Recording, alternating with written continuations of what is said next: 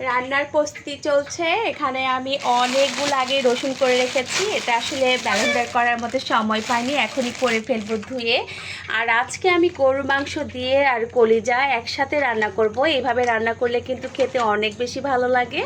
আর এখানে পেঁয়াজ করে নিয়েছি অনেকগুলো কেটে, আর ওখান থেকে কিছু আদা রসুন আমি একদম টাটকা টাটকা ব্লেন্ডারে করে এটা রান্না করব। খেতে কিন্তু অনেক বেশি মজার হয়।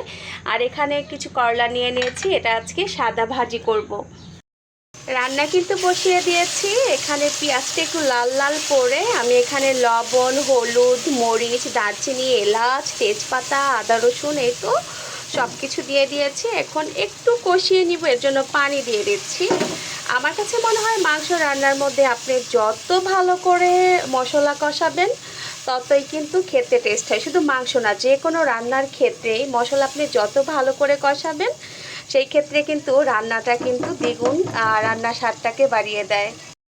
আমি কিন্তু এই মাংস রান্নার ক্ষেত্রে আজকে একটুও পানি ব্যবহার করব না। যতটুকু পানি উঠবে সেটুকুর মধ্যেই আমি আজকে এই মাংসটা রান্না করব।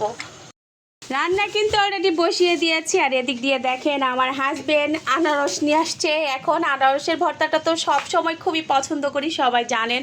এদিক দিয়ে পুঁই শাক নিয়ে আসছে। এখন চিন্তায় পড়ে গেলাম, করলা ভাজি করার কথা ছিল, এখন কি করব। আর এদিকে হচ্ছে পটল নিয়ে আসছে কাঁচামরিচ। আমিও কিন্তু করলা নিয়ে আসছি, কাঁচামরিচ নিয়ে আসছি, কি করব।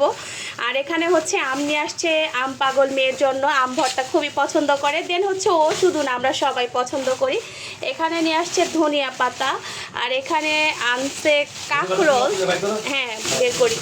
এখানে কাঁকরোল, তো চিন্তা করতেছি কাঁকরোলটাই ভাজি করব। সেরকম একটা সুবিধার না কাঁকরোলটা, তাই। আর এই তো আমার করলা এখন রেখে দিব, কি করব, আগামীকাল করব। ওকে ওকে ডান, আমরা এখন ভাজি করে নিব। আমার হাজবেন্ড বলতেছে ভাজি করার জন্য। এই তো কাঁকরোলটা কেটে আমি সিদ্ধ বসিয়ে দিয়েছি, এটা ভাজা করব যেটা বললাম। আর এদিক দিয়ে যেটা আমি রান্না বসিয়ে দিয়েছি, আমি কিন্তু একদমই কোনো পানি ব্যবহার করিনি। তো অলরেডি কিন্তু অনেকটা টেস্ট হয়েছে। আমার ছেলে আসছে কলেজ থেকে, ও খেয়ে বলতেছে আম্মু অনেক বেশি মজা হয়েছে। যাই হোক, এখন সব শেষে হচ্ছে আমি এখানে জিরা গুঁড়া দিয়ে দিব। তো জিরা গুঁড়া দিলে টেস্টটা আরও বেশি বেড়ে যাবে, তাই না বলেন? জিরা গুঁড়া না দিলে তো হবেই না। তো রান্নাটা কেমন হয়েছে আর রান্নার কালারটা কেমন আসছে সবাই জানাবেন। আসলে এখানে মনে সেরকম একটা বোঝা যাচ্ছে না কালারটা, অনেকই আমি হবে কিন্তু। পটল কত করে আনছো তুমি? 30 টাকা কেজি পটল? জি। তার মানে কি আমি সবকিছু না মানি? জি। দেখছেন, আমারে শুধু ঠকায়, আমাকে শুধু ঠকায়। এই যে আসলে আমি সেরকম বাজার করতে পারি না, তবে আমার হাজবেন্ড 20 টাকা মোড়া পুঁই শাক। আমি আসলে সেরকম বাজার করতে পারি না, আমাকে শুধু ঠকায়া দেয়। এখন আমি করলা আনছি আধা কেজি, হচ্ছে 15 টাকা ধনিয়া দিয়ে 15 টাকার ধনিয়া পাতা। আর এখানে কমসে কম আমি হলে 30 টাকা আনতাম, কারণ 10 টাকার এইটুকুন মানে ধনিয়া পাতা দেয় একদম কম। এই যে 15 টাকার কাঁচামরিচ, এই যে 15 টাকার কাঁচামরিচ এখানে। আর আমি আনছি ওটা দেখাও। তুমি আনছো ওটা দাও। হ্যাঁ, আর আমি আনছি কাঁচামরিচ, একটু দেখাই কই। এই যে 20 টাকা। এখানে আমি আনছি 20 টাকার কাঁচামরিচ, আর এখানে হয়েছে 15 টাকার কাঁচামরিচ। দেখছেন কেমন ঠকায় আমাকে। হ্যাঁ, এই যে আনারস 20 টাকা করে পিস এক একটা। জি, 3টা 60 টাকা। মাশাআল্লাহ, আমার হাজবেন্ড কিন্তু খুব সুন্দর বাজার করতে পারে। দেন হচ্ছে উনি দামাদামি করতে পারে, আমি সেরকম একটা দামাদামি করতে পারি না। সবসময় উনি বাজার করে, ফাঁকে ঝুঁকে দেখা যায় অনেক সময় কি আমি আবার নিয়ে আসি। এই তো কাঁকরোলটা আমি ভাপ দিয়ে এখন এটা ভাজা করে নিচ্ছি। আর এদিক দিয়ে এই তো আমার মাংসের তরকারিটা হয়ে গিয়েছে। কেমন হয়েছে অবশ্যই কিন্তু কমেন্টস করে জানাবেন। রান্নার কাজ শেষ করে এই তো আমি কাঁচামরিচের বোটাগুলো সুন্দর করে বেছে তারপরে এখন রেখে দিচ্ছি, তাহলে কাঁচামরিচ নষ্ট হয়ে যায়। আর এখানে ধনিয়া পাতাগুলো সুন্দর করে বেছে নিয়েছি।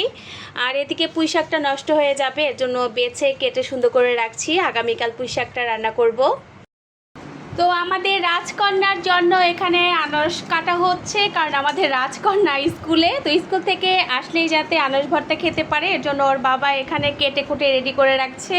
আর সাথে আম নিয়ে আসছে, আম ভর্তাটাও কিন্তু ভীষণ পছন্দ করে আমার মেয়ে। যারা সবসময় আমার রেগুলার ভিডিও দেখেন তারাই বুঝতে পারবেন, কারণ ও টক জিনিসটা ভীষণভাবে পছন্দ করে, এই আর কি। তো ওর বাবা ওর জন্য এগুলো রেডি করে রাখছে যাতে স্কুল থেকে আসলেই খেতে পারে। আমার হাতের জিনিস সবই মজার নেই। তোমার হাতে জিনিস সবই মজা। দাও দাও, হাতেই দাও, মুখে আর খাওয়াইতে হইব না। দেখবো না? মজা হয়েছে কাকুল ভাজিটা? মজা হয়েছে।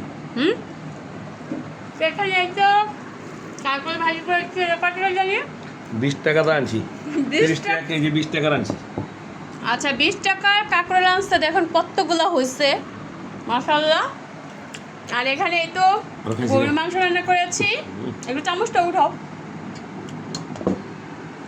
যেমন কালার আসছে তেমন কিন্তু খেতেও কিন্তু অনেক বেশি মজা হয়েছে, অনেক মজা হয়েছে আমার তরকারিটা আজকে। আর এদিকে গতকালের ডাল ছিল, সেটাই গরম করে নিয়েছি। তো এই হচ্ছে আমাদের দুপুরের খাবার দাবার চলছে আর কি। একনলা বিসমিল্লাহ। সেই মজা। ওকে, আল্লাহ হাফেজ।